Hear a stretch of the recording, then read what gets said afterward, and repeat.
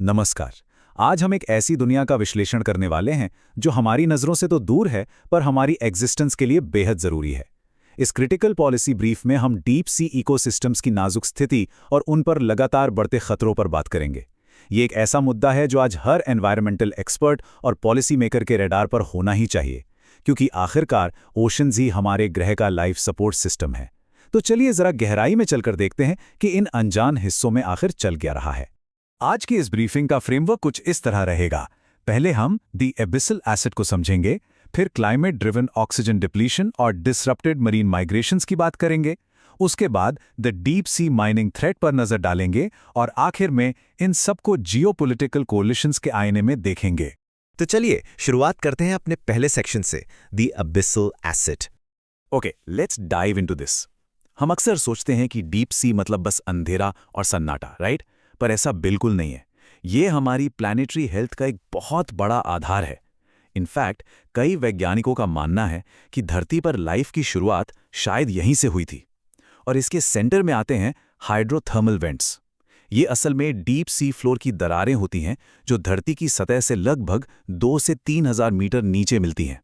इनकी सबसे खास बात यह है कि ये अपने आसपास एक बिल्कुल ही अनोखे और अपने आप में पूर्ण इकोसिस्टम को जिंदा रखती हैं। इनका बायोलॉजिकल सिग्निफिकेंस कितना बड़ा है, इसका अंदाजा आप इसी बात से लगा सकते हैं कि लाइफ का ओरिजिन इन्हीं वेंट्स के आसपास माना जाता है। यहाँ की बायोडाइवर्सिटी सच में किसी साइफाई मूवी से कम नहीं है। जैसे येटी क्रैब को ही ले लीजिए, ये एक ब्लाइंड क्रीचर है जो अपने बालों वाले हाथों पर सल्फेट ऑक्सीडाइजिंग बैक्टीरिया की लिटरली खेती करता है ताकि उन्हें खा सके। फिर आता है स्केली फुट स्नेल, जो पूरी दुनिया में सिर्फ 3 नोन वेंट लोकेशंस पर पाया गया है। इस छोटे से जीव के पैर आयरन के बने होते हैं और अपने बॉडी साइज के हिसाब से पूरे एनिमल किंगडम में इसका दिल सबसे बड़ा होता है। और ऐसी न जाने कितनी अनडिस्कवर्ड स्पीशीज हैं जो यहाँ करोड़ों सालों से एक बिल्कुल शांत और अनडिस्टर्ब्ड एनवायरनमेंट में इवॉल्व हो रही हैं। पर अब हम आते हैं अपने दूसरे सेक्शन पर, जो है क्लाइमेट ड्रिवन ऑक्सीजन डिप्लीशन। पर दोस्तों, इन ऑर्गेनिजम्स की वो करोड़ों साल की शांति अब खतरे में है। ग्लोबल वार्मिंग किस तरह ओशन की कार्बन डाइऑक्साइड एब्जॉर्ब करने की क्षमता को कम कर रही है, ये हमारे लिए एक बहुत बड़ा सिस्टमैटिक थ्रेट है। जरा इस एक आंकड़े पर ध्यान दीजिए, 90%। ग्लोबल वार्मिंग से जो एक्सेस हीट पैदा होती है ना, उसका लगभग 90% हिस्सा हमारे ओशंस एब्जॉर्ब करते हैं। ये स्केल लिटरली माइंड बॉगलिंग है और इस हीट एब्जॉर्प्शन की वजह से ओशन की पूरी इकोलॉजिकल चेन बैलेंस खो रही है। इस बढ़ती हीट की वजह से एक एग्जैक्ट फिजिकल चेन रिएक्शन शुरू हो जाती है, जिसे हम सफोकेशन सीक्वेंस कह सकते हैं। होता क्या है कि पहले ओशन इस हीट को एब्जॉर्ब करता है। इस हीट की वजह से थर्मल स्ट्रेटिफिकेशन होता है, यानी ऊपर का पानी गर्म हो जाता है जबकि गहरा पानी ठंडा रहता है। अब क्योंकि गर्म पानी हल्का होता है, इससे डेंसिटी डिफरेंसेस पैदा होते हैं। इन डिफरेंसेस की वजह से ऊपर के और नीचे के पानी के बीच मिक्सिंग बहुत कम हो जाती है और इसका फाइनल नतीजा, सतह पर मौजूद ऑक्सीजन नीचे की तरफ नहीं जा पाता, जिससे ऑक्सीजन ब्लॉकेज हो जाता है। सीधे शब्दों में कहें तो डीप सी का दम घुटने लगता है। ये मुद्दा हमें लाता है सेक्शन 3 पर, डिसरप्टेड मराइन माइग्रेशंस। अब जब डीप सी में दम घुटेगा तो उसका असर क्रीचर्स के बिहेवियर पर तो पड़ेगा ही, है ना? इसने एक बहुत ही अननेचुरल अपवर्ड माइग्रेशन को मजबूर कर दिया है। नॉर्मली एक नेचुरल प्रोसेस होता है जिसे डायल वर्टिकल माइग्रेशन या डीवीएम कहते हैं। इस मैसिव डेली रिदम में अंधेरा होने पर असंख्य डीप सी क्रीचर्स सरफेस की तरफ आते हैं ताकि वो बिना किसी बड़े प्रेडेटर का शिकार बने अपना खाना ढूंढ सकें। वैसे एक दिलचस्प फैक्ट बताऊं, इस हिडन हाईवे की खोज सबसे पहले वर्ल्ड वॉर 2 के नेवल सोनार ऑपरेटर्स ने की थी, जिन्होंने इस मरीन लाइफ की इतनी हाई डेंसिटी को गलती से एक फॉल्स सी फ्लोर समझ लिया था जो रात में ऊपर आता था। इस माइग्रेशन का एक्चुअल स्केल आपको सोचने पर मजबूर कर देगा। इस वर्टिकल माइग्रेशन में हिस्सा लेने वाले एनिमल्स का टोटल मास हम इंसानों के टोटल मास से लगभग 25 गुना ज्यादा है। Just imagine that for a second. ये लिटरली इस प्लैनेट के सबसे बड़े इवेंट्स में से एक है। अब इस ऐतिहासिक और आधुनिक संदर्भ के फर्क को देखिए।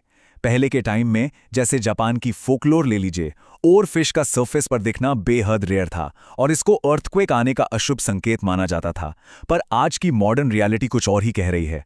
अब ये deep sea creatures regularly surface पर आ रहे हैं, किसी मिथ की वजह से नहीं, बल्कि वो इन ऑक्सीजन ग्रेडियंट्स को फॉलो करने के लिए मजबूर हैं। असल में सफोकेशन की वजह से उन्हें उनकी गहराइयों से बाहर आने पर मजबूर कर दिया गया है। अब बढ़ते हैं सेक्शन 4 की तरफ, जो एक डायरेक्ट ह्यूमन इम्पैक्ट है, the deep sea mining threat. Global warming जैसे सिस्टेमिक स्ट्रेसर्स को समझने के बाद अब इन दो खतरों के बीच का डिफरेंस समझें। ये थ्रेट मैट्रिक्स बहुत क्लियरली दिखाती है कि एक तरफ ग्लोबल वार्मिंग एक सिस्टेमिक थ्रेट है जो थर्मल स्ट्रैटिफिकेशन और ऑक्सीजन लॉस का कारण बन रही है, और दूसरी तरफ डीप सी माइनिंग एक कंप्लीटली एक्यूट और ह्यूमन ड्रिवन थ्रेट है। ये सीधे तौर पर इन हैबिटेट्स को फिजिकली डिस्ट्रॉय करेगा, जिससे ऐसी स्पीशीज के एक्सटिंक्शन का खतरा बन जाएगा जिन्हें शायद हमने अभी तक खोजा भी नहीं है। तो आखिर इन माइनिंग ऑपरेशंस का बेसिक मैकेनिज्म क्या है? इनका डायरेक्ट टारगेट होते हैं वही डेलिकेट हाइड्रोथर्मल वेंट्स, ताकि वहां छुपे गोल्ड और सिल्वर जैसे प्रेशियस मेटल्स निकाले जा सकें। इस पूरे प्रोसेस के लिए बेहद बड़ी मशीन्स का यूज करके इस अब तक अनटच्ड सी फ्लोर को पूरी तरह से खोदा जाएगा। लेकिन इम्पार्शियल रिपोर्ट्स क्लियरली दिखाती हैं कि इस प्रपोजल का ग्राउंड लेवल पर काफी तगड़ा विरोध हो रहा है। जैसे इंडिया में केरला का ही एग्जांपल ले लीजिए, जहां लोकल कम्युनिटीज और एक्टिविस्ट इन ऑपरेशंस के खिलाफ प्रदर्शन कर रहे हैं। उनका कहना बिल्कुल जायज है कि ऐसी माइनिंग से न सिर्फ उस सेंसिटिव एनवायरनमेंट को भारी नुकसान होगा, बल्कि कोस्टल लोगों की रोजी रोटी भी संकट में आ जाएगी। और यहीं से हमारा आखिरी सेक्शन शुरू होता है, जियोपॉलिटिकल रेजिस्टेंस एंड कोलेशंस। अब इस टकराव को इंटरनेशनल पॉलिसी लैंडस्केप में रखकर देखते हैं। जियोपॉलिटिक्स के इस मैदान में सबसे बड़ा और अहम रोल इंटरनेशनल सीबेड अथॉरिटी का है। उनके पास ही इस डीप सी फ्लोर पर माइनिंग परमिशंस ग्रांट करने की एक्सक्लूसिव पावर है, और आज की डेट में उन पर माइनिंग शुरू करने का एक बहुत ही भारी दबाव है। ये वो आखिरी जियोपॉलिटिकल क्रॉसरोड्स है जहां इन डेलिकेट इकोसिस्टम्स के आने वाले कल का फैसला होने वाला है। लेकिन जहां इंडस्ट्रियल प्रेशर है, वहां ग्लोबल रेजिस्टेंस भी खड़ी हो रही है।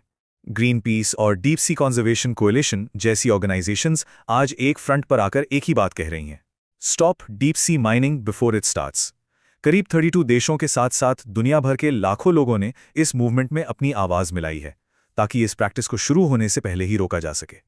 इस पूरी सिचुएशन और मुद्दे को समराइज करने के लिए एनवायरमेंटल एक्टिविस्ट्स अक्सर महात्मा गांधी जी का एक बेहद फेमस कोट इस्तेमाल करते हैं, the world has enough for everyone's need but not enough for everyone's greed. ये कोट रिसोर्स एक्सट्रैक्शन की दौड़ और प्लैनेट को प्रिजर्व करने की जरूरत के बीच चल रही इस आइडियोलॉजिकल टेंशन को बिल्कुल परफेक्ट तरीके से कैप्चर करता है। तो इन सभी बातों के बाद आपके सोचने के लिए एक आखिरी सवाल छोड़कर जाता हूं। आने वाले समय में इंटरनेशनल अथॉरिटीज किस चीज को चुनेंगी? क्या वो इन प्रेशियस मेटल्स के निकालने को प्राथमिकता देंगी, या इस प्लैनेट की इस आखिरी अनजान और नाजुक दुनिया की हिफाजत करेंगी? आज इस ब्रीफिंग के जरिए हमने जो देखा वो साफ बताता है कि आज हम जो पॉलिसी चुनते हैं उसका असर आने वाली कई सदियों तक धरती की सेहत पर पड़ेगा। इस विश्लेषण का हिस्सा बनने के लिए धन्यवाद।